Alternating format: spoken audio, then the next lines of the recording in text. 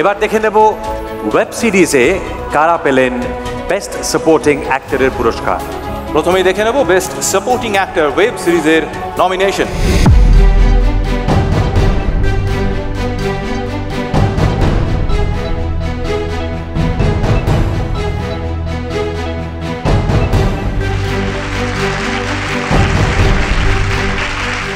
এই পুরস্কার দেওয়ার জন্য মঞ্চে আমন্ত্রণ জানাচ্ছি আমাদের সকলের প্রিয় অভিনেতা শ্রী শুভাশিস মুখোপাধ্যায়কে এবং তার সঙ্গে বেনারসি নিকেতন তরফ থেকে Shri Sandeep সাহাকে।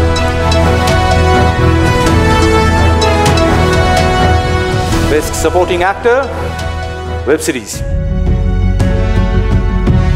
Best supporting actor web series is Hrithik Chakraborty.